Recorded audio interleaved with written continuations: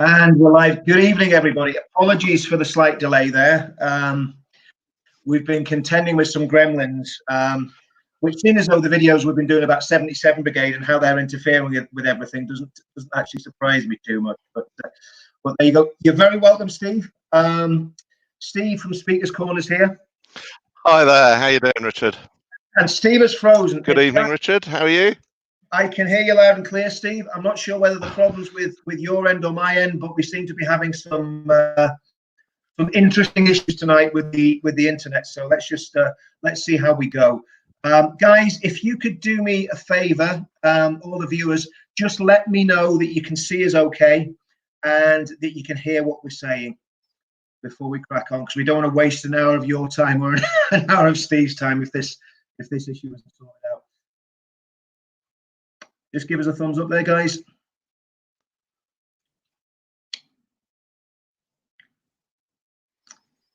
Okay, guys, if you can just start giving us thumbs up so we know you can hear us, people. Oh, good, cool. Okay, excellent stuff. Well, like I say, this, as I've always said, this doesn't happen on Newsnight, but the thing about it is our content's far more honest than Newsnight's content, so we'll not worry too much about the technical issues. And when we've got our own broadcast studio, it'll be a lot better, eh, Steve? Anyway, Steve's here, Steve from Speakers Corner. Exactly. Our production costs are slightly cheaper as well. Slightly lower. And actually, I think we'd actually give better value for the license fee if we got a little bit of a license fee to do our own broadcast and have our own TV station. But that's one for the future, maybe. Steve, tell us a bit about yourself. They get more for their buck, that's for sure. Exactly right. So, Steve, tell us a bit about yourself, where you're from, what you've been doing, and what got you involved in, first of all, Speakers Corner, and then I was going to call it the Patriot movement, but I think we'll call it the Common Sense movement. Absolutely, yes. Bucketfuls of common sense. So most people know me as Steve of Speakers Corner. I've been going to Speakers Corner for 20 years now, which makes me feel incredibly old when I say that now. So I moved to London from the South Coast in 2000. And I pretty soon discovered Speakers Corner and absolutely fell in love with the place instantly. And to be honest, it's what keeps me in London now. So as I say, I've been going there pretty much continually, but a few breaks in that 20 years. And going there continually and absolutely loving it. And they always say that people go to Speakers Corner, you have an evolution. You start going there just listening, then you start heckling, and then eventually you evolve up into a ladder. And I do occasionally get up on a ladder these days. Not every week, but occasionally when my fancy takes it. So yeah, so a huge advocate of free speech. I think it's one of the most important aspects of British culture. Along with all the other freedoms that we have and enjoy, although, as we know, some of them do seem to be under some threat. So I think we've really got to fight to retain these really, really important rights that we have, and not least freedom of speech. Be that standing in Speakers Corner, saying whatever you damn well want, whether that's on the internet. I think obviously the biggest route for freedom of speech in the 21st century is social media, and I think that's actually incredibly more so than Speakers Corner. Actually, one of the areas that we have to really, really be concerned about what is happening to free speech on the social media platforms.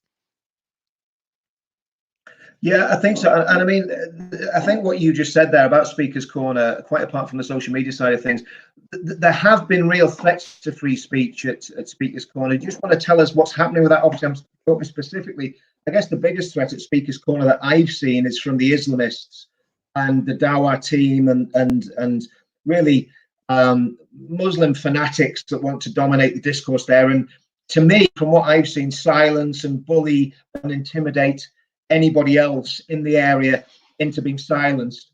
So if you could tell us a bit about that, and also maybe the connections that they've got with some far left extremist groups or extremist individuals that go to Speakers Corner as well. Have you seen any of that? But I guess talk about what's happening with the Islamic fanatics first, and then maybe a bit about what you see after. from the other groups there. Sure, yeah, of course. So, I mean, Muslims have been going to Speaker's Corner for a very long time. Certainly, when I first started going there 20 years ago, I can remember Muslim speakers there, and I think long before then, there's been a degree of Muslim presence at Speaker's Corner. But what really changed was probably 5, 6 years ago, their presence was increasing at the corner, and the presence of, quite frankly, not very good representatives of the Islamic faith. Bully boys, thugs, people that use intimidation, that use threats, that sometimes use physical violence, that was increasing. And I think that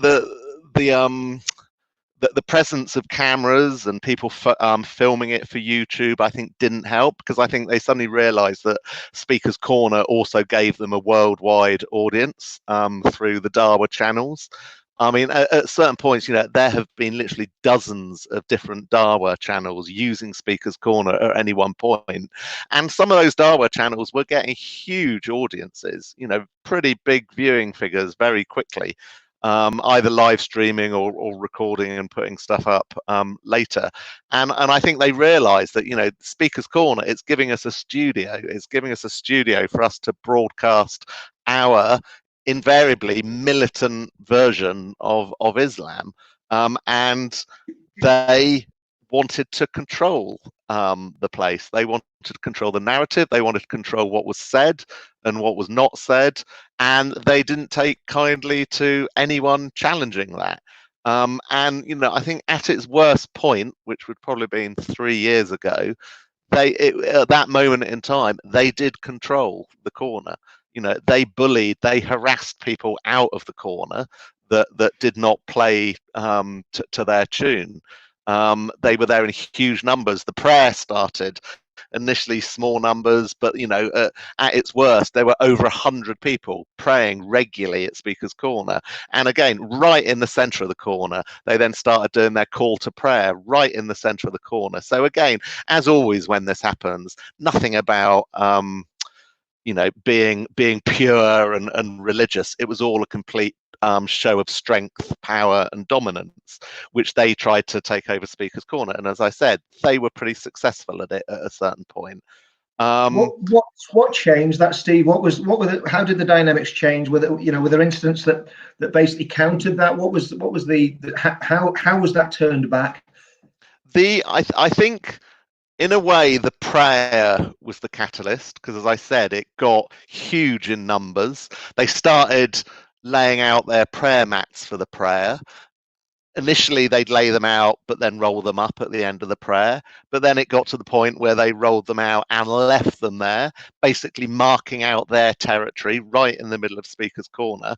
So I think that was kind of the final straw that broke the camel's back, really. So a number of us, including myself, started sort of working behind the scenes, talking to the royal parks, who control Speaker's Corner and all the central London parks, speaking to the police that patrol that area of London, and looking into the rules and regulations. And I did a couple of freedom of information requests myself to find out, how many complaints they were receiving, what they were doing about it, and it was very little. And obviously, Amy Bacon Lady gets a lot of credit for putting the spotlight on the issue. And, to give her credit, she did put some spotlight on the issue, and it did help. But there was a lot of people working behind the scenes on that issue. So, and as I've said before, the police eventually, it took some time, but the police eventually did respond, and they did start dealing with that prayer. And as I've said, credit where credit's due, because I don't think there's many examples where we can say, actually, whether it's the police, the state, or any aspect of the state, actually moved a finger to deal with this sort of problem. But to give them their credit, and to give PC Steve Barnes, who's the main officer for Speaker's Corner, credit, they did deal with it. They, as we'd realised, it was against the regulations, it was against the law. They were breaking the law by doing that. So the police did start responding to that. So that's one thing that I'd say started to sort of turn the corner. And the other thing is Tommy Robinson arriving. That was a huge moment for Speaker's Corner. He put the spotlight on Speaker's Corner and gave it attention, and it came to a lot of people's attention who previously weren't necessarily aware of Speaker's Corner.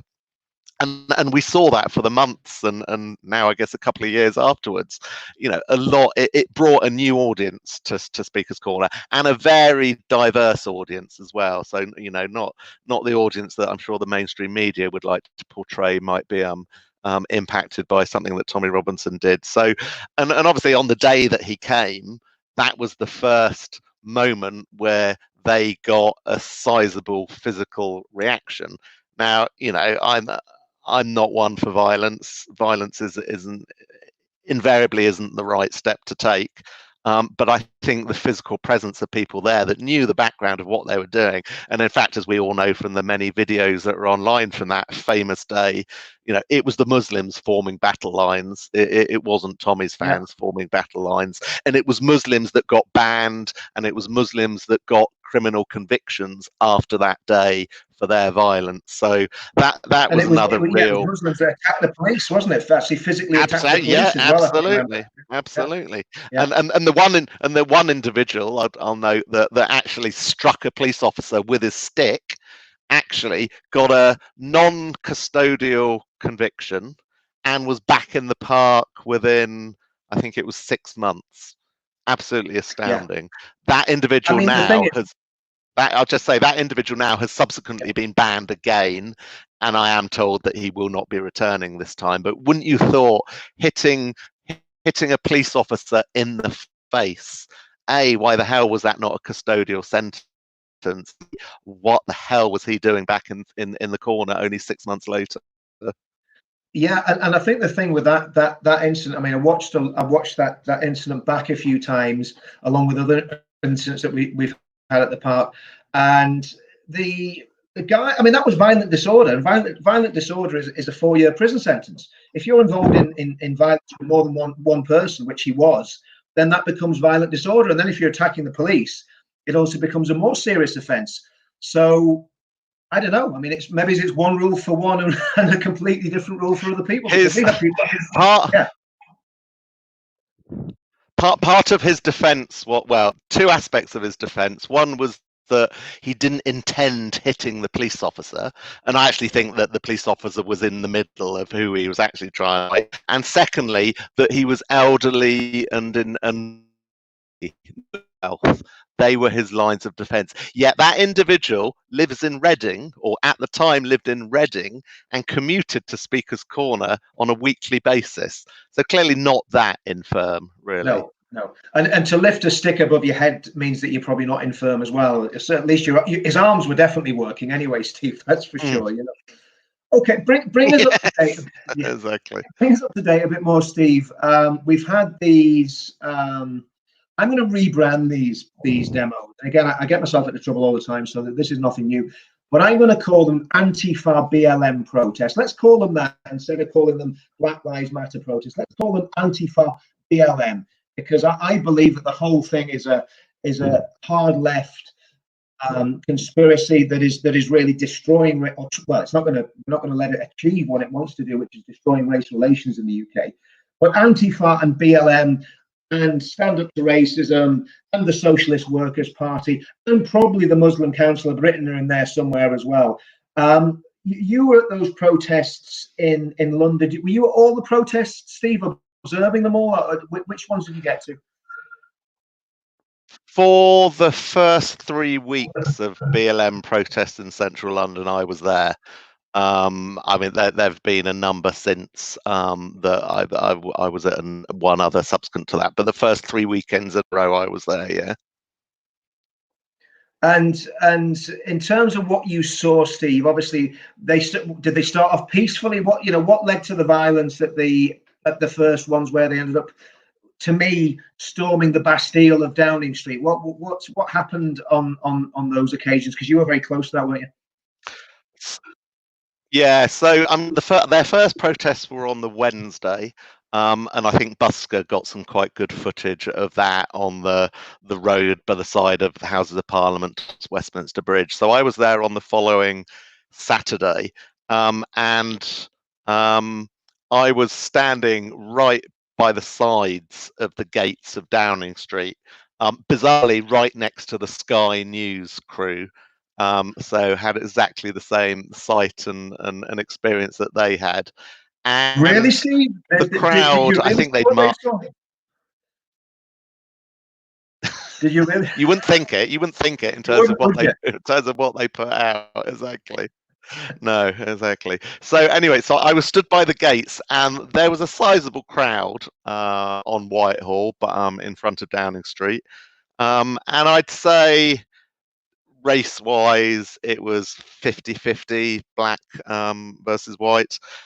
But they were clearly an angry crowd. And there was a line of police officers between the gates of Downing Street, and then they a line of sort of temporary up like they do. And the police, they were normal police officers. They were in white shirts. They weren't geared up in their riot outfits. They were just what looked like normal police officers. And a number of them were leaning over the barriers, trying to engage with the protesters, conversations with them. And I saw that, they were making numerous attempts, but quite frankly, they weren't getting anywhere. And very soon, the bottles started raining over on top of the police officers and at the gates. And as I say, they were just normal police officers in white shirts. So clearly they had to be pulled back pretty swiftly. And then the riot clad officers came out. Obviously, they were there waiting in preparation. As soon as they came out, it sort of like multiplied, trouble multiplied tenfold.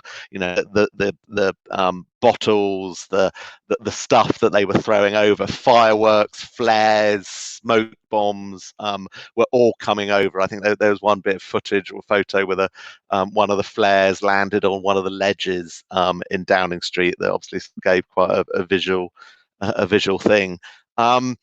Because it was completely kicking off in I saw that, Steve. Yeah, I saw the those missiles going over into Downing Street, and what went through my mind. I mean, obviously having experienced riots and so on and so forth in Northern Ireland when I was in the military, I just thought, what if that was a blast bomb? That was lobbed over the fence. Yeah. It could have been police officers killed. There could have been staff from Downing Street killed or injured. I mean, it would have been a very serious issue. And the police obviously didn't deal with that to allow that to happen. No, so after that moment, because it was just kicking off even more in Whitehall, the line of police horses came in. Now, I've heard that described in the media and on social media, the line of police horses charged into that crowd. That's a lie. They did not. They slowly approached. They walked slowly approaching the crowd of people. As they approached, they did increase speed slightly, but it was certainly not a charge. I've over the years I've been to and witnessed many demonstrations and protests, right back to the poll tax riots, a number of years ago. So I've seen tricky situations for the police to handle and how crowds respond. The way the crowd responded to those horses, vile. There are clips of footage online as well, with bikes being thrown at the police, all sorts of missiles being thrown at the police. I didn't personally see how the horse that bolted. I didn't see the initial what caused that, but I have read lots of different accounts that something thrown at the police. At the horse, startled it. It bolted with its rider on and basically ran past a set of traffic lights, and the traffic lights caught the female police officer on the back and basically knocked her off and knocked her out, and she had a punctured lung and a dislocated shoulder. And one time, I haven't heard any updates of how she's doing, but hopefully she has recovered and she's now. So pretty vile attacks on the police and on the police office and on the police sources. And of course we had all the numpties, all the equestrian experts coming out. Sorry, just quickly, all the equestrian experts coming out afterwards how horses shouldn't be used in protests. Well, horses have been used for donkey's years in this country and in others. And quite frankly, if they don't want police horses used, what would they prefer? Water cannons, rubber bullets, tear gas? We don't have any of those, at least not on mainland England. Are they really saying they would prefer those sorts of things in preference to some police horses? Exactly, and I mean, police horses have been used in public order or public disorder, I should say, for years. I mean, when we were up in Sunderland and things got a little bit interesting, they used horses in Sunderland against one of our demonstrations, and that's what happens if things get boisterous. You expect the horses to come in, and it does have a calming effect. If the buttock of a horse hits you round the shoulder, you've been hit by something rather sizable. So I mean, that's why horses are used, because they certainly have an impact on it. Two questions I want to ask you. Obviously you were aware of what happened at the cenotaph and the vandalism of the cenotaph? Was there a lot of people around the cenotaph? Did the police defend it, or did they just leave the Antifa BLM mob? So in those first 2 weekends of BLM demonstrations, at certain points in time, there was a very small number of police officers that stood round the cenotaph or stood round Churchill's statue, but they were there for moments and then they were gone. Quite frankly, I honestly try not to be cynical. I honestly try not to be a conspiracy theorist, but why would they just put a few police officers around those key statues, those key monuments, just momentarily? Now, we know at the end of the day, the Metropolitan Police have vast numbers that they can call upon if they see fit to, if they choose to. For whatever reason, even after the trouble on that initial Wednesday, and then the following weekend, and then the following weekend, they didn't have the numbers out protecting any of those statues or any of those monuments. And yet they were there for a moment in time, and then they disappeared. Why would you do that? And honestly, I've reached the conclusion they did that for a photo opportunity, because they knew that photos, be a video or two out there, showing police officers standing by these national monuments and these national statues. They think that ticks the box to demonstrate they made some effort to protect them.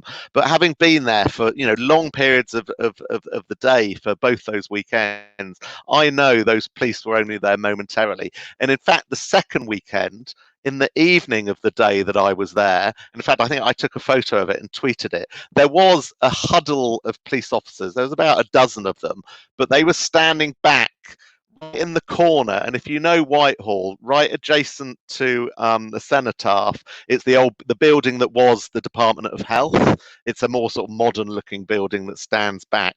Literally, there were 12 officers huddling back in the corner, and I think they were probably keeping a watch on the cenotaph, but clearly they were so timid and scared of riling the crowd that they had to shake in the corner, hide and shake in the corner, look for the cenotaph. I was really disgusted by that image. Were they down on one knee? Were they down on one knee by any chance? They weren't at that point, but they might as well have been. Were they down on one knee by any chance, Steve? No, they weren't. But how they were behaving was an absolute sign of submission, a sign of submission to that protest.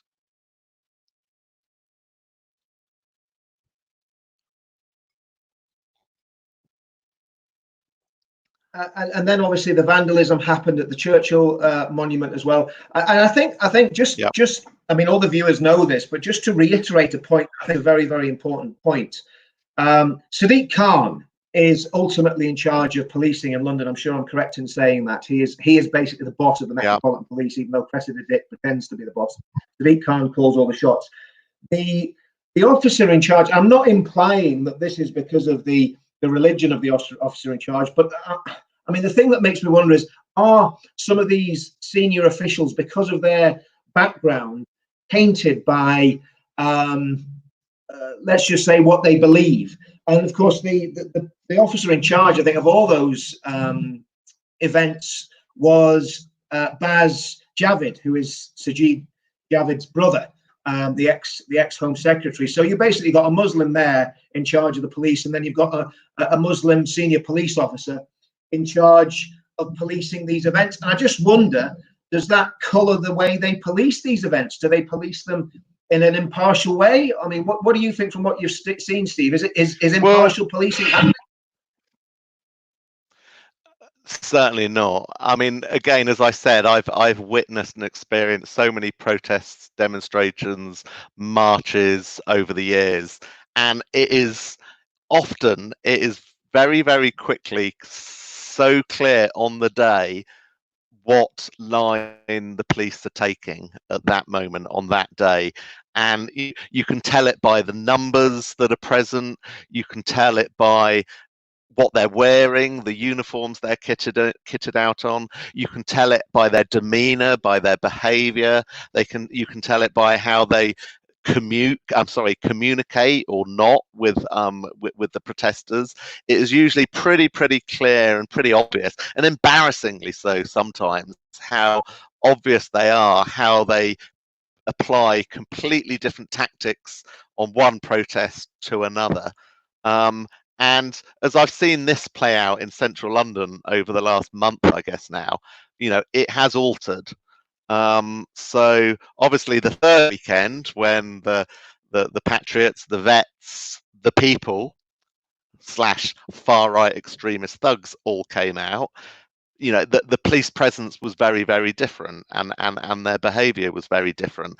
And also, I will say, the last weekend or two, now, to be honest, the numbers of BLM protesters has started to fizzle out. It has started to reduce quite significantly. However, take the weekend that's just gone. Take Sunday. Yeah, I'm just wondering, Steve, has the numbers of BLM protesters fizzled out because many people in the black community who quite legitimately wanted to protest have suddenly realized what Black Lives Matter is? I mean, I've had this is the crazy thing. We're now talking about a black community, and I've said this right the way from the beginning of this. I don't see people in terms of skin color. That's not the way I was brought up. I'm sure it's not the way you brought up. We were to be colorblind, and now if you say you're colorblind, apparently you're a racist. I mean, this is the crazy world we live in. Let's say there is black community. Do people from that community woken up to what Black Lives Matter is, and is that what is maybe thinning the numbers out, that they realise that it's a contract by the extreme far left, which many people in the black community would want nothing to do with? I think you've hit the nail on the head there, because as well as the numbers reducing, the proportion of white people in the last 2 weekends BLM marches has increased significantly. So on Sunday, even going back to the previous Sunday, they gathered at Speaker's Corner. They then marched off towards Whitehall and towards Trafalgar Square. I think there was hardly 1 in 4 people there that were black, and they were your typical lefty, middle class, a high proportion of females, actually. The profile of the protest changed significantly. As I say, much more white, and as I say, these people wouldn't have looked at a place in Waitrose in Guildford on a Saturday afternoon. So I think, yeah, a lot of the black community of London see this movement exactly for what it is. Yeah, and I think the thing about it is, my take on it as well, Stephen. I want to hear what you think about this. But the media are whipping this up into a frenzy. And I did a video, I think it was last week, when Piers Moron, as I call him, that arch villain of morning television, had Dizzy Rascal on his show and tried to get Dizzy Rascal involved in a little bit of race baiting, and Dizzy had none of it and made him look like an absolute moron. And Steve, you'll remember this. It was very similar to the Bill Grundy Sex Pistols incident in 1976 or 77. I'm not old. I'm not as old as you, Richard. I remember hearing about it from my parents, but it was a very similar moment for Piers Morgan. He made himself look like an absolute fool. But these people, the media, Sky News, BBC, ITV, have been engaged in the most appalling race baiting I've ever seen in my life. have the most Yeah. extreme elements of the Black Power movement. I think that's the best way of calling it, which again, I don't believe are representative of the mainstream West Indian and African community in the UK. They have the most extreme elements on the TV all the time, and that's creating a persona. Thankfully, you know, we're in a good position to have a lot of friends that are black and want nothing to do with this nonsense. But the way ITV, BBC, and Sky News have been portraying it, you would think that everybody in the black community supports BLM. What do you think about the media coverage of this whole sorry escapade and these communist organizations? What do you think about the way the media's handled it, the establishment, the police, the politicians? What's your take on all that? Yeah. No, I mean it has been absolutely appalling. I mean, isn't it amazing to discover that, okay, rather late in the day, but within the last 24 hours, 36 hours, even Keir Starmer apparently has suddenly realised the political reality of this movement, and he you know, I'm not quite sure why it took the leader of Her Majesty's official opposition so long to even read their website to see precisely what they stood for. I mean, at the end of the day, the BLM in capital letters movement is an American political movement to help keep Trump out of the White House. That's where it's from, driven, that's where it's developed, that's where it's come from. And I think it's really, really pitiful and a sad day that Britain, to such an extent, has fallen to this. You know, let's, you know, we can criticize, compose it, but let's keep American politics in America. Let's not be dragged down by the whims of what's going on over there.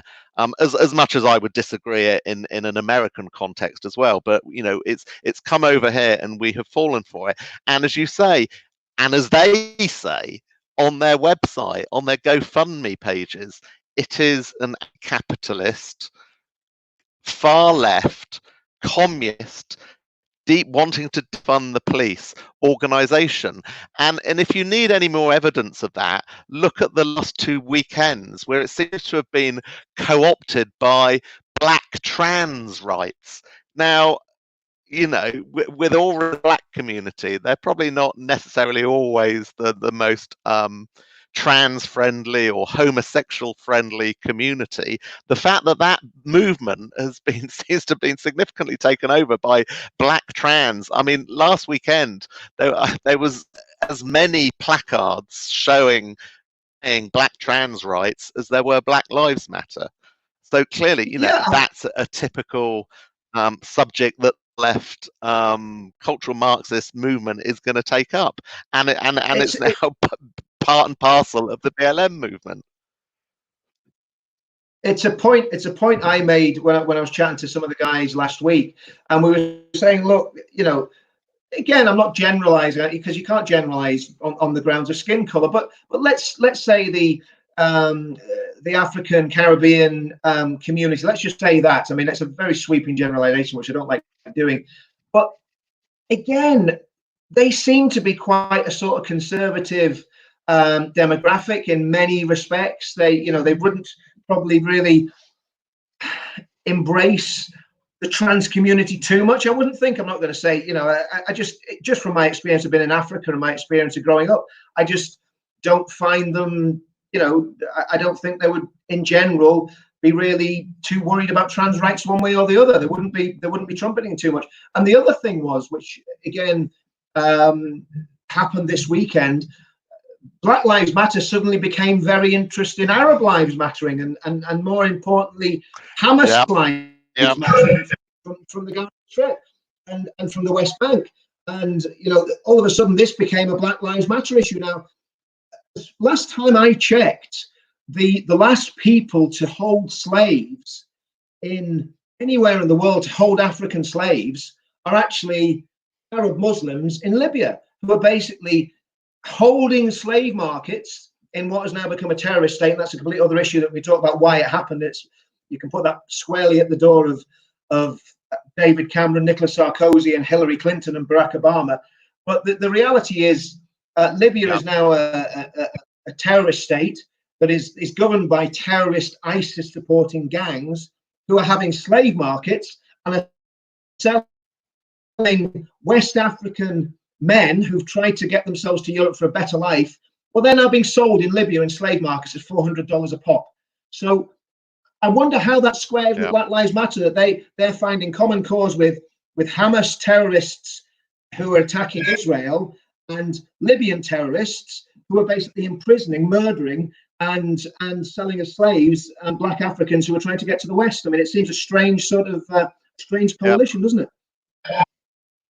And I suspect this is the actual reason that Keir Starmer took the decision to call Black Lives Matters out, because he knew the anti-Semitic aspect of that organization, and he knew that he was in a risky position supporting it for that reason, because he knows that that's probably one of the biggest one significant aspect of why Labour have plummeted to such a low in this country, because of anti-Semitism.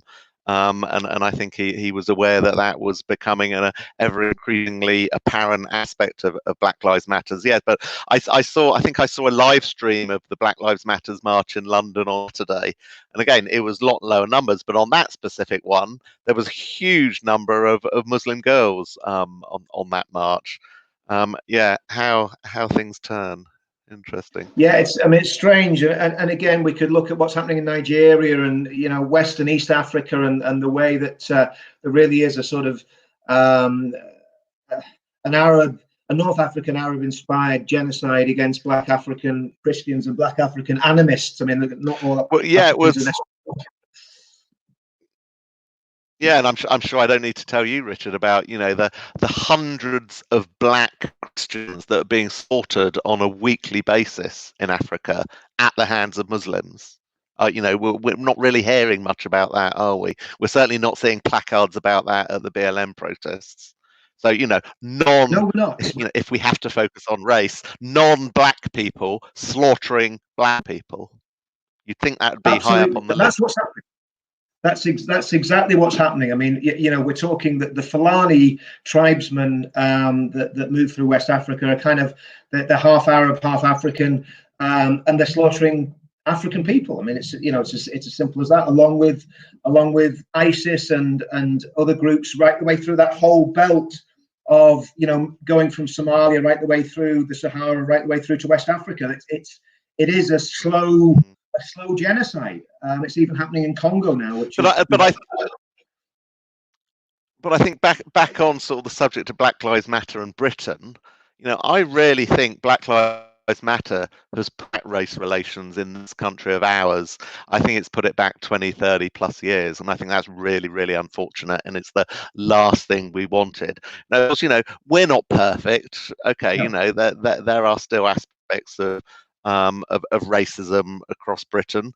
I think a lot less than the vast majority of the rest of the world. But as I say, we're not perfect. We can still be a lot better. But I think it has genuinely pushed things back. And as you said earlier, everyone's now seeing everything in terms of colour now.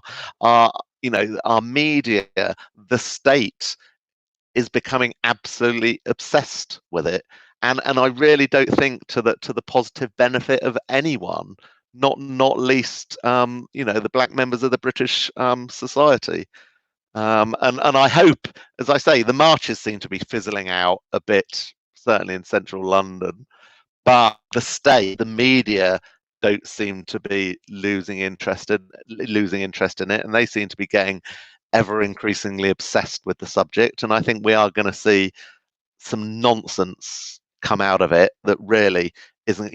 When you think about some of the steps that have been taken, so for example, probably one of my favorite comedy programs, The League of Gentlemen, being taken off of platforms.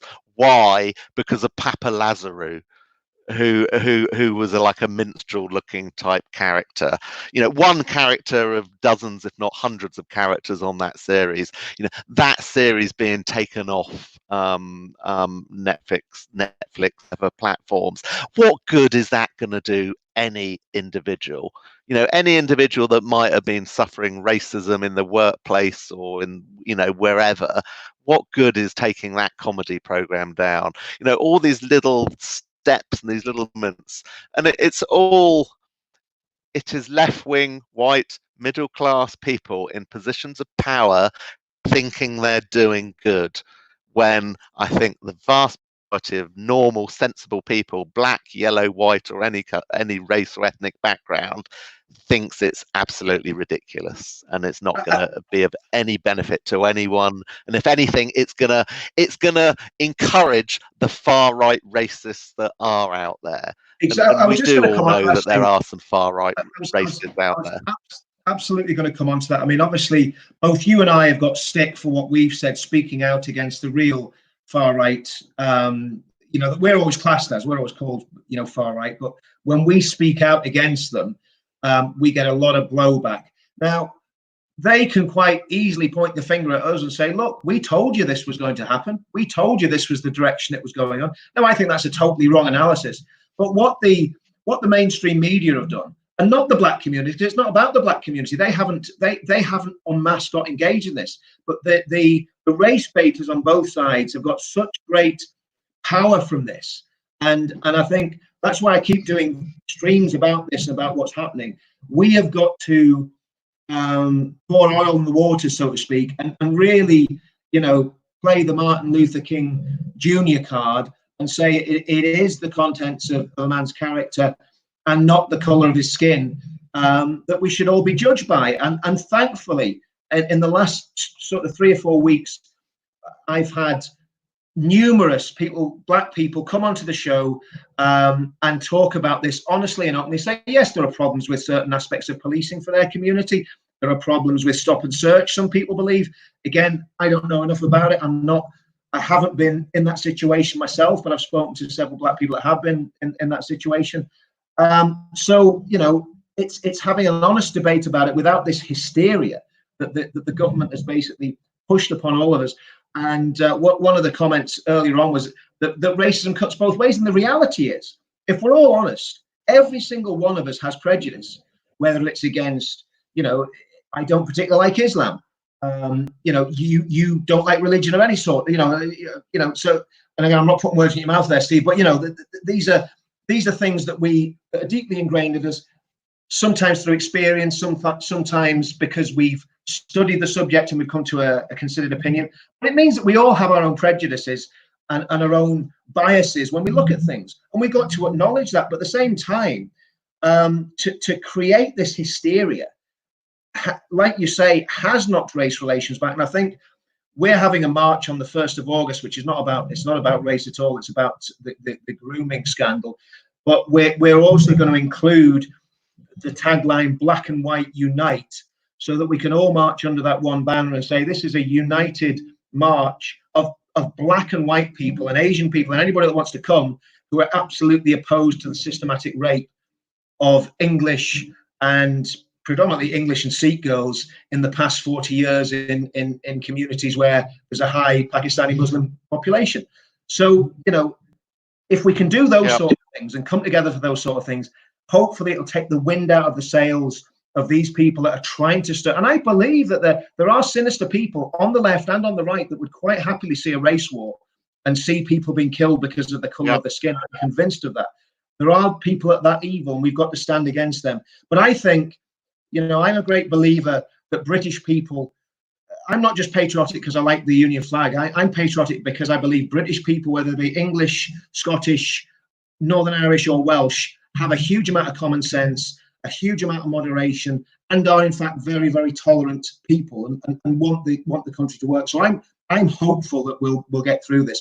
What do you think, Steve, about the political leadership from Boris Johnson and the Conservative Party on this? Do you think there has been any leadership, or has it been sadly lacked? Wow, exactly. What leadership?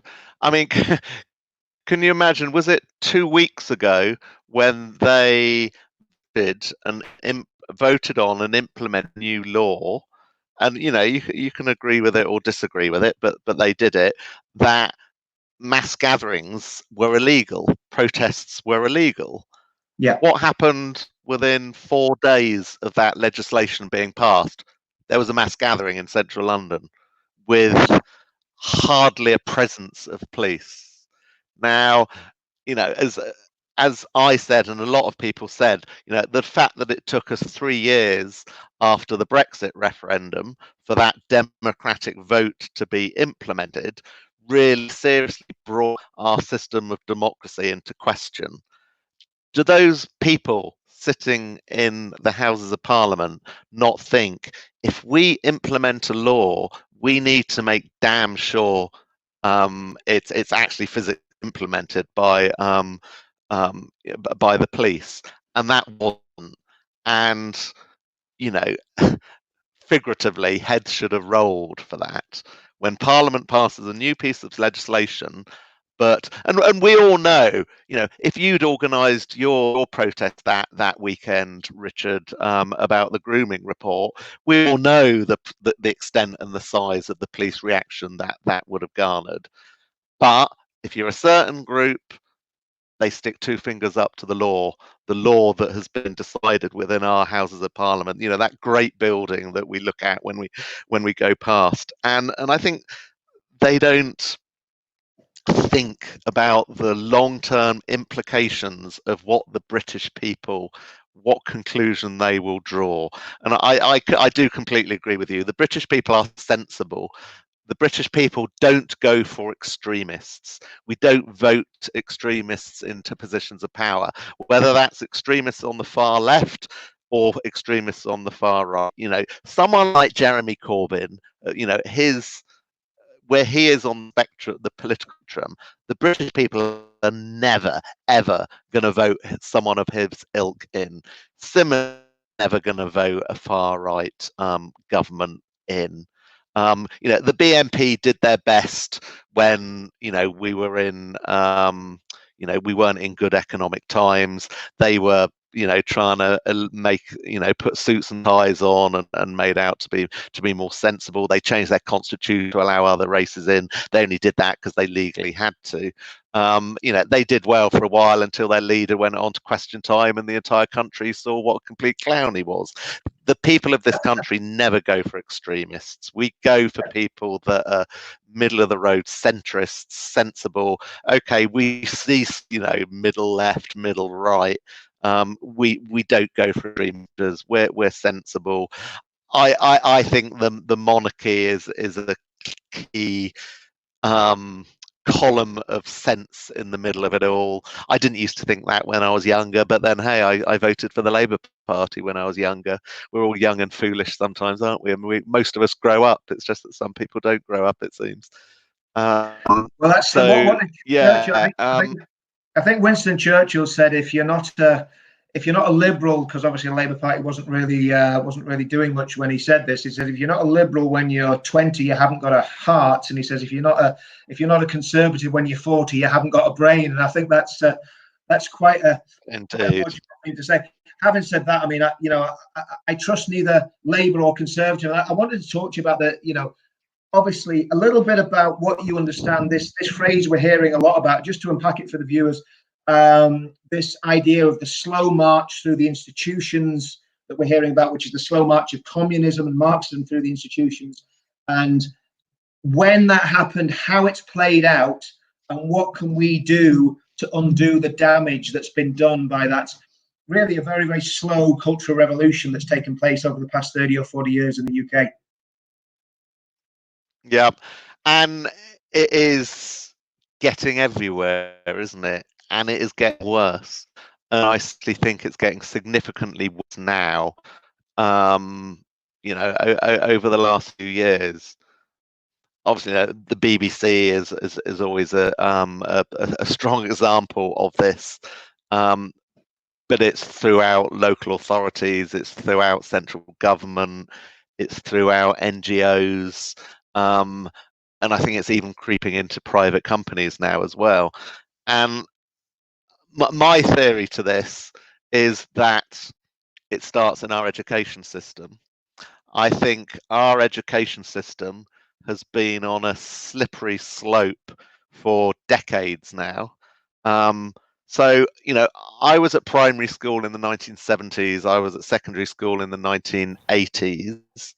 And I know from just things my parents and my friends' parents were saying then, things were starting to change in education back then in the 70s and 80s. Yeah. And I think now the middle managers and the senior managers in the state apparatus were educated. They were, you know, either like me, primary 70s, second primary education 80s, secondary school in the 90s. I think the cultural Marxists of the education system have got them from a young age, and I think now seeing them implement the results of what was ingrained into their heads during their education across our society now, and that's my personal view of why right now it's getting a lot worse, and I think it is getting significantly a lot worse in current times. And I think because those people went through that education system are now in positions of power. You know, the sensible ones that ran it in the past. So, you know, whether managers, you know, take the BBC as an example, you know, whether it was the senior management or whether it was on the street journalists, you know, went through solid training. They knew they were there to report the facts and the reality of the news as it happened. I mean, just look at our media, look at Lism now, how that has changed. And I mean, one aspect of it is that it's all commercialized and it's all about clickbait and getting the most viewers and getting the most reads on the website. And I think that's had a negative impact. But I think it's the political aspects that, because it's so richly through, probably isn't the right word, but, you know, thoroughly through the senior echelons of management of these organizations, it's what they expect, and anything else is it's just an anathema to them. And I think it's a sorry state. And in fact, one of the BLM, I think it was not the one just gone, the previous weekend, and I was in Trafalgar Square, and there was this, and there was another TV crew. I seem to be having lots of habits of bumping in and hanging around Sky News TV crews, and this one young lad was haranguing this Sky TV crew, saying, "You're not showing the reality, you're showing the truth, you're editing it, you're just showing the bits that serve your narrative." And I did actually step in, and I said to him, "Look, mate, they do it to everyone. You know, journalism has changed now. It was a respectable profession once upon a time. They put themselves in the line of danger, and they brought the truth, the reality to us. Now it's all about spin, it's all about clickbait, it's all about presenting it according to the narrative that they need to spin." I mean, I used to quite like Channel 4 News, I have to say. I simply cannot abide to even switch it on now, because, you know, every single item that they show is going to be spun to the nth degree down the line of what they're trying to portray. And I think, you know, even the likes of Sky News is pretty much as bad now. And what is shameful, I didn't realize this until quite recently when someone told me that Sky in Australia is a completely different kettle of fish. Absolutely. You know, the way they show news on Sky, Australian Sky, you know, now if only someone, Murdoch or someone in a senior position, could say, "Hang on a minute, should we try that in Britain? It might actually go down well." And do you know what? I think it will go down well, increasingly so. I think so. I mean, we know what the problem is, Steve, and you know, all of us know that there's a huge problem starting from the education system, and like we say, going right the way through the institutions. It's in the police, it's in politics, it's in the civil service. It's the media is run by social justice warriors and political activists. What's the solution? How can we turn back this tide, and how can we say? I mean, you know, this might sound dramatic, but Brexit was the first shot in a very, very long war. And again, I'm speaking metaphorically. I'm not, inciting anything stupid, but a long shot in a very long political war. How can we win this war and stop these people destroying our children and grandchildren's futures by brainwashing them and then cutting them loose in the world with crazy ideas. What can we do? Yeah. I think there's a jolly big risk that we won't win this war and that it is going to get a whole lot worse. I hope that's not the case, but I think there is a chance of it. I think, for example, I only read today that apparently, I think it was someone in the Republican Party in America, just going over to the American situation, was saying that actually they think that Trump might not stand in the 2020 elections in the States. Now, you know, I'm absolutely not Trump is perfect in any way, shape, or form. He does and says a lot of very, very dumb and stupid things. However, he has been what America needed, and he is doing a lot of stuff that America and the world needed. But if Trump decides not to stand, and again, there's talk that apparently some members of the Conservative, members of Parliament for the Conservative Party, are talking about post-Boris and getting rid of Boris. Now, again, my view of Boris has fallen in recent months. I was quite optimistic and hopeful for him when he first won the election, or became leader and won the election. But if he does continue not to do a good job, and we lose Boris, either to be replaced by a more left-leaning Conservative, or Matt Hancock. by a Keir Starmer, yes, then It's dreadful. What dreadful. chances will we The thought have? So none of those were solutions, were they? So no. As you probably know, I've before. I have hope that we could have a new political party. That political party being a reformed Brexit party, called the Reform Party, because I actually think democratic reform is probably the first block of making things better in this country. The old two horse party system, you know, is it really working for us anymore? I'm not sure. You know, having either one in some cases or two main political parties is a healthy way. And I think we need a breath of fresh air. And I think that's, you know, people have been saying this for a while now, but we need a breath of fresh air when it comes to new politicians, people that aren't career politicians, not people that have never had a real job in any vein whatsoever, people that aren't tarnished by the nonsense that our politicians have created over the last couple of years or so. So I think we need to, let's face it, when Brexit happened, when we won Brexit, and I think even when Trump won, the reason, and actually, even dare I say, the reason that Tommy got, what was it, nearly 40,000 votes when he stood in the European elections, is these people get people out who don't normally vote. You know, there are swathes of people who are completely disinterested by politics. I think it's those people who you have to attract, who you have to offer something that's new and attractive to them. And ultimately get them off their backsides and into the ballot box. I'm again, you know, Nigel Farage isn't perfect, and I know, you know, he said a lot of things back yonder that turned a lot of people off of him from this movement. But I think at the end of the day, you have to give him credit. You know, he created the Brexit. Within weeks, they won that European elections. Within weeks, they got more votes than Labour and Conservatives. And I went to one of their rallies in central London. Now, the energy in that room was just incredible. I've never seen anything like it. It shouldn't ever be about one man, and I've said that as much about Tommy Robinson as anyone else. It shouldn't just be about Nigel Farage. But I know from my personal dealings with the Brexit Party, they've got some incredibly intelligent, sensible, and experienced people involved in that party. You know, you do need invariably a central person to ignite people and to be the catalyst, but and obviously Nigel's definitely one of those people.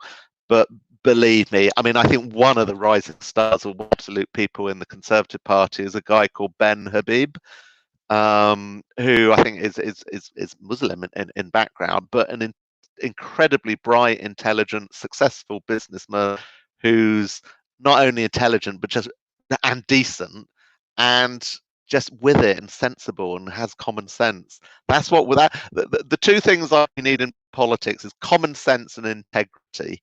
And I think people think both of these have been lacking in so many of our politicians. Yeah, And yeah, let me can I bring in a question here, Steve, and I'll frame it in a certain way, because I think what you're saying is actually very, very valid.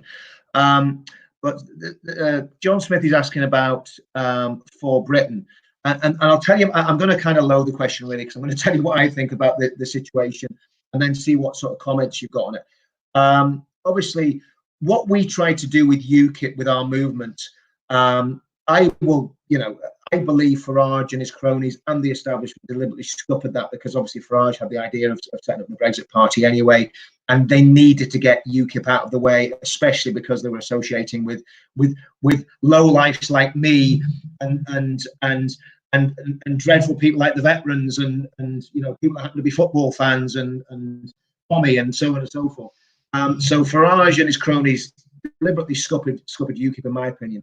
But that's history, it's politics. I get the game, it's a dirty game.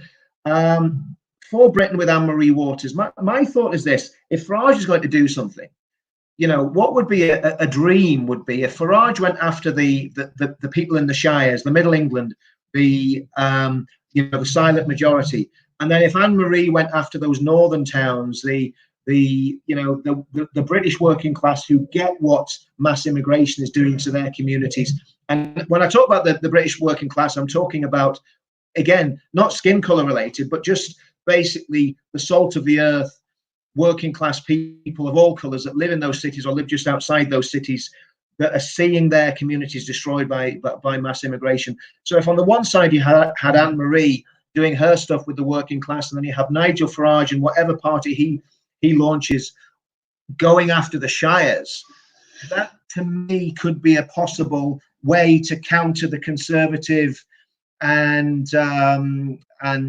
Labour alliance, because there's not much difference between the Conservative Party and the Labour Party anyway, now that Keir Starmer's in charge of the Labour Party.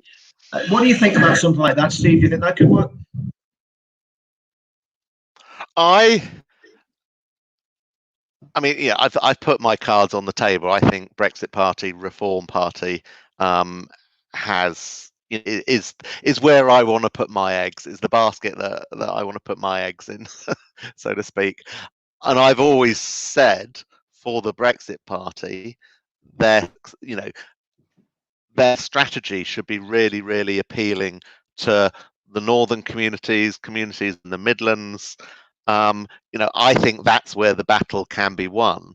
Whether it's working class people, whether it's middle class people, I don't like to on class, what class people are, but hardworking, principled people with integrity that think you shouldn't get you shouldn't get anything for nothing. We all need to work hard, pay our way. Those that work hard and pay their way should be the people that are rewarded, and they shouldn't be on and mistreated, and they should be respected. I think there are swathes of opportunity across the North and Midlands of this country that are the targets to win. At the end of the day, a general election isn't going to be won by the shires, by the home counties. That's not where it's going to be won. And actually, it's not just the North and it's the Midlands. There are constituencies in the far southeast, like Thanet, which is in the southeast, is actually one of the poorest areas of the country. yet it's in the southeast, and everyone thinks, you know, the southeast is all rich and doing incredibly well.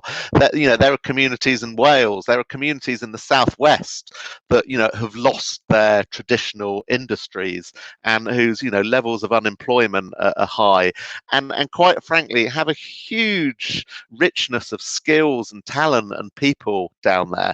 And that's why I always think, you know, regional development, I've always thought there was far too much focus on London. You know, be in money, be in development, and just attitude towards. And, you know, and I say that having lived in London for 20 years myself, you know, the party needs, whatever party needs to focus on outside of London, on the regions, and do a lot more investment and focus on those other areas. And I think if you can focus on those areas, attract people that haven't previously been attracted to politics, and, you know, convince people that you're different, that you have some integrity, some honesty, you know, you know how to earn a crust, you know how to earn a living.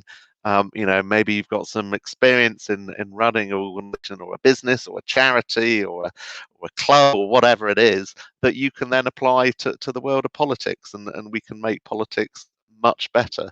Because I think we're, to take the Brexit Party slogan, we are ready for change. The country is ready for change. We all thought Boris Johnson was going to give it to us. I'm not so sure he is. I didn't. He's showing that he is. I'm glad to say that I called that one right, Steve. I called Boris out in a speech at one of the Free Tommy demos, and I warned everybody what Boris was like. But the reality is, there wasn't much of a choice. It was Boris or Jeremy Corbyn. And I think there's a lot of interesting stuff happening. I mean, again, one of the comments there was, you know, we have got the makings in our movement. We've got the makings of a new party, and a new party will get behind, you know, an existing party. So there's a lot of people who are politically active in our movement, but they have no political home. And I think there's a very interesting thing that's happened in the northeast of England, where the lads it was basically the DFLA lads up in the northeast, Newcastle fans, Sunderland fans, actually stood for Parliament. No, sorry, not Parliament. I apologize. Stood for council in the northeast in the last council elections, and they were the only UKIP people to win en masse in block in one area, and they smashed it up there, and they're creating absolute havoc. So I keep on going back to Mickey Hopper and Keith Jenkins. Those guys up in the northeast did a fantastic job, and if we could roll that out across the country, even at local council level, it gets the momentum going. And that's not just in England. We could do it in Wales, where there's problems with the Assembly in Wales, in Northern Ireland, where we've got the same sort of problems of entrenched positions and people voting tribally. Exactly the same in Scotland. You know, there is a potential to do it. And again, it's like you say, if we get those charismatic people, and there's plenty of them there in our movement, get those guys standing for, you know, we need to get you on a podium with whatever coloured rosette you want on, Steve. And I think we can make change. You know, I think we can do it. And again, sometimes you get up out of bed and you think, oh, what are we doing this for? We're not going to win this. And then you go, do you know something? Even if we don't win, we'll go down like Braveheart fighting, you know what I mean?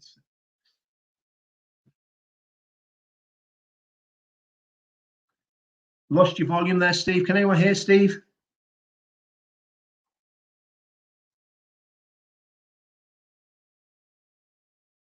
Just bear with me, Steve. I'll see if I can get you going here. Hang on. Your mic's not connected, Steve, apparently. Can you check your mic's plugged in?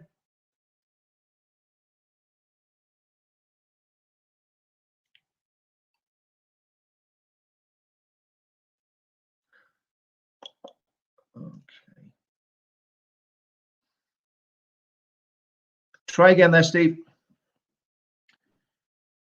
Do you know what I'm going to do? I'm going to take you out of the studio and put you back in, okay? So I'm just going to take you out and put you back in. So just bear with me.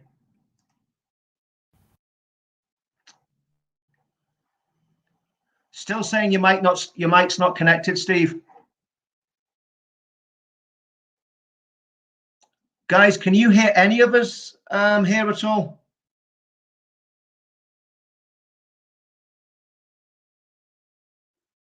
I did warn you all about 77 Brigade.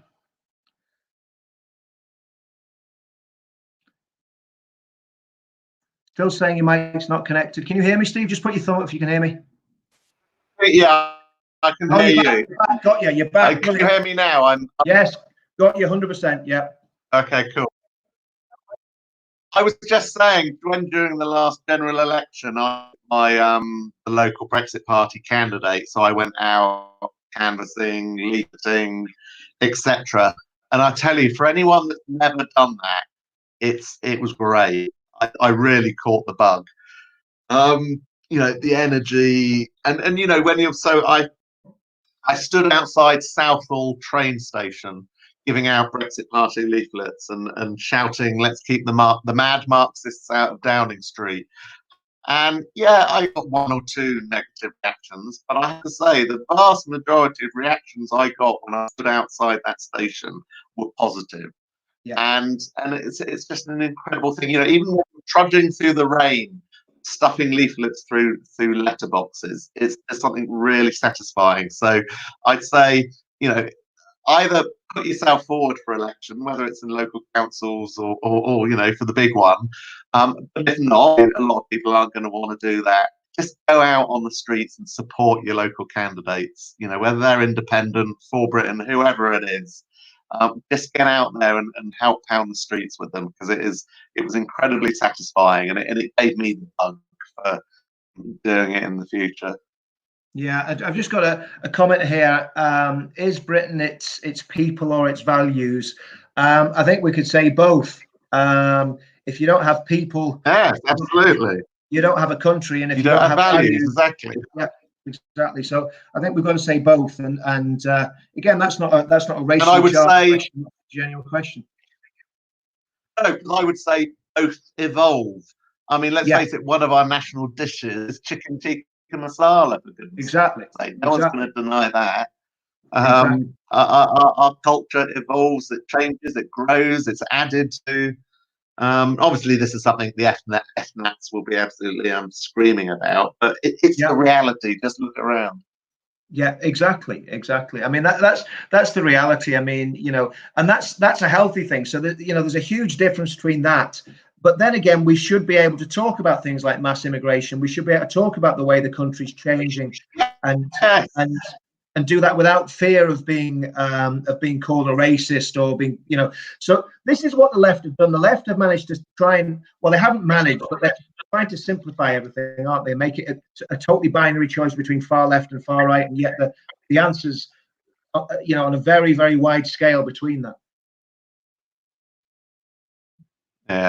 Yes, and call the likes of you and I out as far right racist Nazis, Richard. Yeah, and that will always be a battle that we're going to have.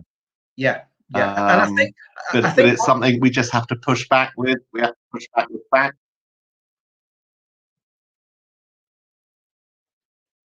Yeah, absolutely. And I think the other thing is, you know, we talked about the political side of things. How do we fix the educational side of things, Steve? What do we do? What do we do about that?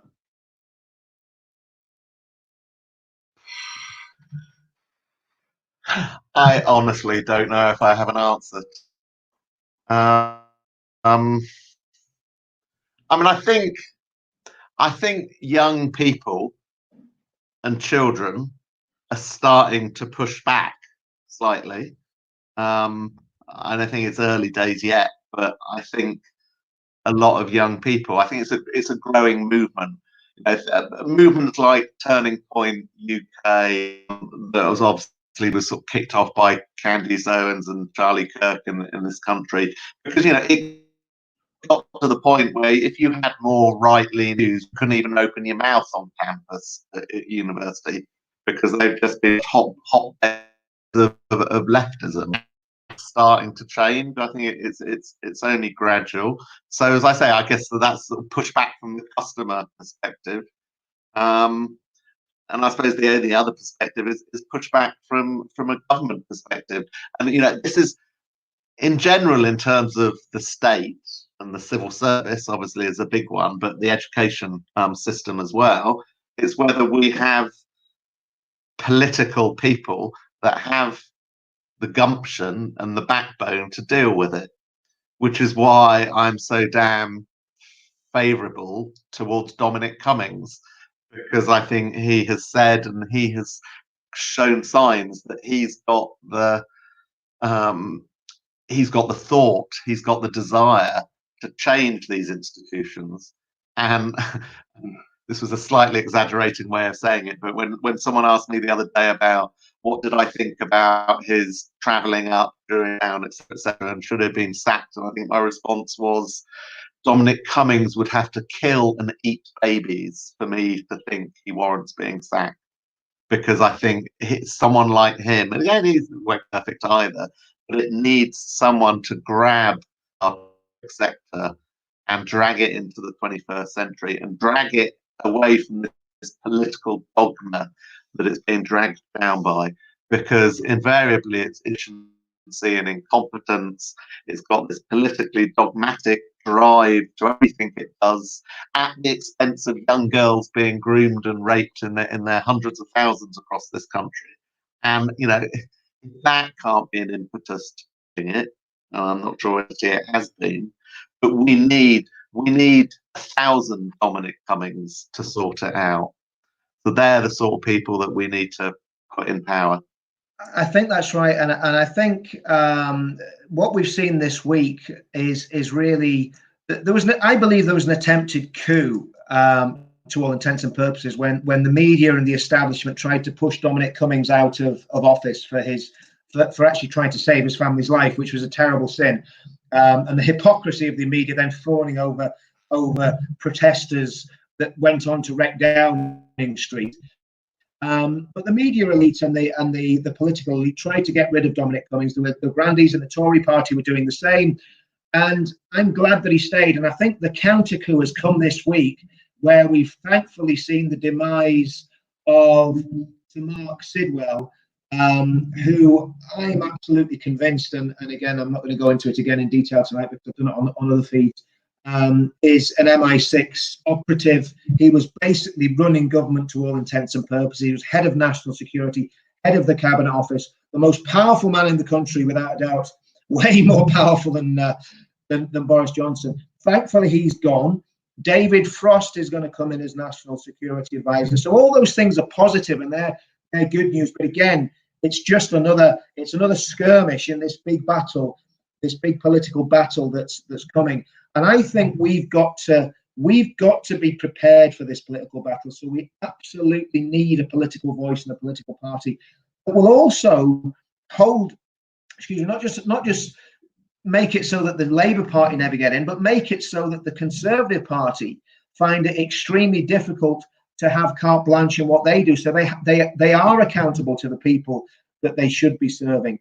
And I think when people talk about having to win, so many seats, there's been a lot of talk about slavery in the last few weeks. When Wilberforce launched his campaign for the abolition of slavery, he was a lone voice. He was a man literally doing a Tommy Robinson or doing a Nigel Farage, shouting in the wilderness. And eventually, Wilberforce ended up with 50 MPs in Parliament who supported his propositions and his proposal. And that's why slavery was abolished. So just with a small number of MPs, you can achieve a great deal. And if you had 10 or 20 MPs in Parliament, you could well end up holding the balance of power. So I think political power, absolutely. And when it comes to education, I'm going to pay you a huge compliment here, Steve. Your son is never going to be a lefty snowflake or woke flake, because I see him standing shoulder to shoulder with you at Speaker's Corner, doing battle with Mohammed Hijab and Ali Dawah as well as you do. So I think that's a big thing, and I'm saying that with tongue in cheek. But the reality is, if we educate our children properly at home and teach them what's right and wrong, and teach them what's wrong with communism and socialism, and teach them why Britain is a great country, and give them national pride in the home, that can go a long way to saving the country from this catastrophe that seems to be coming upon us. But Steve, have you any closing comments? Because we've been at this nearly an hour and 20 minutes. I was only going to go an hour, but it's when you're in good company, what can you do? You've got to keep talking. I know. So, just closing thoughts from you, Steve. It'd be great. When you're having fun. Yeah, absolutely. And we haven't even had any drink today. Yeah. I mean, we have to be positive. Now, I think it was Poland where a new political party was created in a handful of years. It was in government, so it is possible. Obviously, proportionation significantly helps that. But I think we need a new party. I think the old, we all continually talk about the left and the right, and as people frequently point out to me, some of my views are quite left wing. Others of my views are considered quite right wing. I'm described by far right by people on the left, but people on the far right say I'm an absolute lefty. Really, the whole conversation of lefties and right and right, it's a bit old hat, really, and I think Britain's politics needs to grow up and move beyond that, because I think good working people have principles. They're patriotic. They want a fair day's pay for a fair day's work. They want fair. They want things to look right and proper and fair, and people not, coming over in rubber dinghies and then get, jumping the queue for housing even when they're illegal immigrants in this country. And there are just things that, Joe Bloggs on the Clapham omnibus looks at and thinks that's not right. Yeah. And I think we just need to get back to some of those core roots and principles. Not left, not right. I think there are swathes of people that probably have Labour all their lives that would be absolutely attracted to the sorts of movements that we're talking about, and similarly people that have been Conservatives as well. And I would say, actually, now, I don't necessarily definitely don't agree with their politics, but what the Lib Dems did, I mean, they came from having 15, 20 MPs, and they got 60 MPs, and then they ended up in a coalition. And for whatever you think of the Lib Dems and whatever you think of Nick Clegg, they punched above their weight in that coalition government. I'm not saying what they did was right, or their policies or the things that they implemented were good, but just the point that you can come from a small party, ending up being a minor party in a coalition government, and really have big influence. Nick Clegg had huge influence on that Conservative, like his policies or not. My point is simply that you can get into a position of influence, and I think there's got to be scope and hope that we achieve this somehow. We've got 4 years to the next election. That's not that long to be doing these things, but I hope we can make some positive movements ready for that next election. I mean, it is. I totally agree, Stephen, and I think we're kind of wading through treacle a lot of the time. We've all put a huge amount of time and effort in this. There's been a great cost to a lot of us in lots of different ways. It's been extremely costly, and I think Tommy's probably the really the main lightning rod for that cost of someone paying with their liberty and all sorts of other things. But I think you're absolutely right. I think we've got to get our act together very, very quickly as a movement. And when I talk about the movement, I talk about everyone from Nigel Farage right the way to Anne-Marie and what the guys are doing with Hearts of Oak, and what Tommy's doing, and what Carl Benjamin's doing, and all these other people are doing fantastic work. But we need a way of bringing everyone together under, if not even under the same party, under an alliance or an umbrella, that basically we all stand on the same issues. And say for instance the Brexit party decides, that's what I was saying earlier, they want to target the home counties because they think they've got a better chance there, and For Britain decide to target the northeast of England, and then maybe the independents do another area. There's a lot that can be done, and it is doing that. Steve, it's been an absolute pleasure, as it always is, to chat. Normally we don't do it online. We just Great, thank you very much. We do it over a beer, but I'll be in London soon, so if you're about, it'd be good to meet up and have a couple of beers. I think you owe me a pint after last time. Give me a shout. And it's great stream. Well, listen. Great. Thanks, Richard. Bye. Okay, Steve. See you soon. See you now. Bye-bye. Thanks everyone for watching, and we'll be on stream tomorrow night with with Simon Bean, and there may be another special guest coming on as well. We don't know yet. I'm not gonna spoil it, but tomorrow night we'll be on, I think 7 or 7:30. I just need to let the stream set the stream up. And again, I mean, I think the reality of the situation is we can do this. We can win this, but we've got to put our plans and our strategies in place. It's no good just shouting at the moon. We've got to actually put our money where our mouth is. For me, it's For Britain. I think they're the party that's going to do this at the minute. If something else comes along that's better, or there's an amalgamation of For Britain and maybe it's Hearts of Oak and maybe something that Farage is doing, well, that's absolutely fine. All I'm bothered about is saving the country. I don't care what the badge is over the door. But at the minute, the only party that's standing for the things that we believe is For Britain. John, that's a good idea. Organising a big meetup, that would be a very, very good idea. And again, I'm talking to people, but again, it's getting everybody together. Obviously, as we all get pruned from social media platforms, it makes it more and more difficult for us to basically talk about that sort of thing. Well, guys, I'll see you all tomorrow night. I believe there's an event this weekend by a group called Children Matters, and they're talking about forced adoption and those sort of things. Again, we'll try and post some details on that when I get them. I think they're possibly meeting in a few different locations, but we'll talk about that tomorrow night as well. But the most important thing that I'm involved in at the minute is the Hearts of Oak March on the 1st of August. I'm not organising it, but I'll be attending it.